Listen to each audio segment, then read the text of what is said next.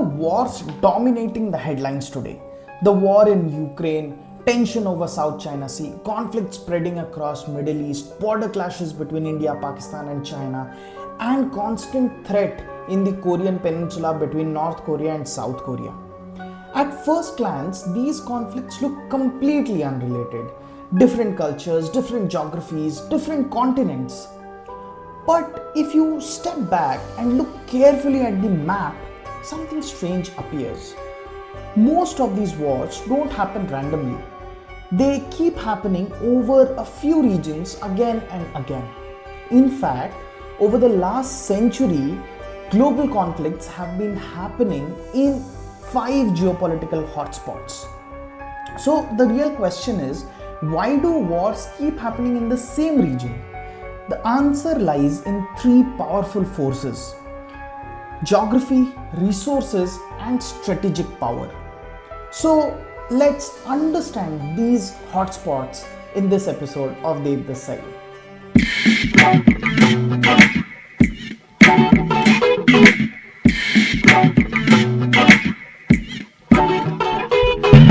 The first major hotspot is Eastern Europe.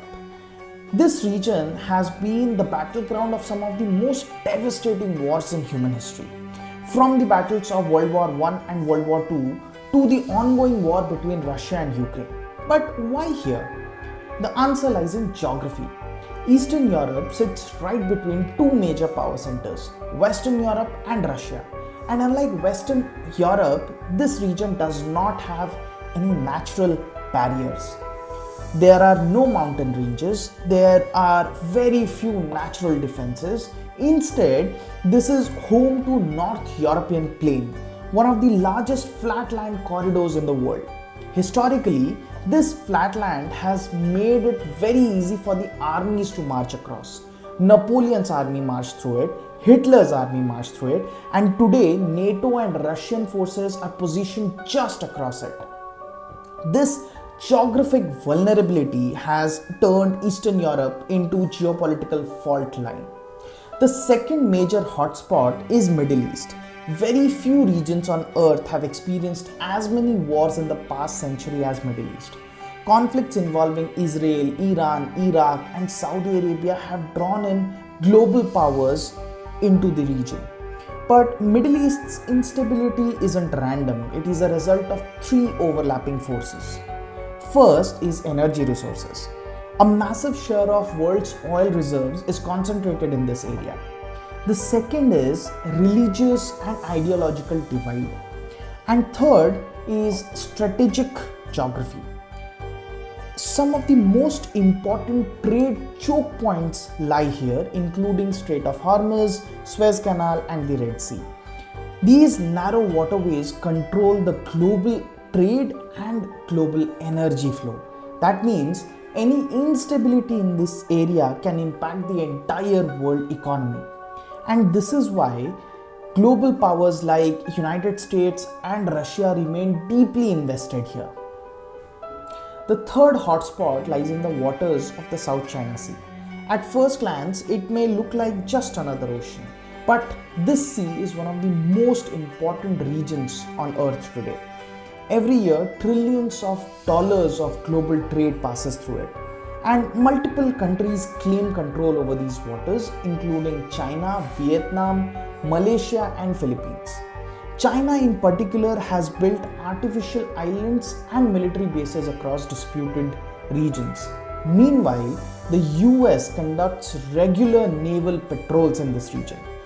A conflict here won't just be regional, it could disrupt global trade and could bring in multiple countries or multiple superpowers into confrontation. Next is South Asia, and there are 2 hotspots here. The first one is India-Pakistan. The rivalry between India and Pakistan centers around the disputed region of Kashmir. Since the partition of British India in 1947, the 2 countries have fought multiple wars. The Indo-Pakistani War of 1947, 1965, Kargil War, 1971 War, and the recent escalations between the 2 nations. What makes this region particularly dangerous today is that both the nations possess nuclear weapons. even a limited escalation could have catastrophic results. The second hotspot in the South Asia lies high in the Himalayas, along the disputed border between India and China. These two countries share a long disputed boundary called the Line of Actual Control or the LAC. Tensions have existed here since the Sino-Indian War of 1962. In recent years, this region has faced renewed confrontations, including the deadly clash at Galwan Valley.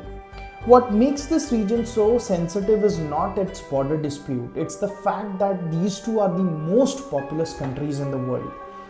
And both are rising global powers, both are rapidly expanding their military abilities, yet despite tensions, neither of the side wants a full-scale war, which is why the conflict remains at high risk but controlled rivalry. The final hotspot is the Korean Peninsula. Technically, the war between North Korea and South Korea never actually ended. It stopped in 1953 with an armistice, not a peace treaty. Since then, the peninsula has remained one of the most militarized regions on earth. North Korea has developed nuclear weapon, whereas South Korea remains allied with the United States. And both the sides maintain heavy military forces in the demilitarized zone or the DMZ. The peninsula sits right at the intersection of major powers: China, Russia, Japan, and the United States, which means any conflict here could quickly escalate into a global crisis. When we step back, a clear pattern emerges. Wars tend to occur when three factors overlap. First, strategic geography. Second, valuable resources or trade routes. And third, competing global powers. When these forces collide, regions become geopolitical fault lines. That is why the same places keep repeating in history's conflicts. Eastern Europe, Middle East, South China Sea, South Asia, Korean Peninsula.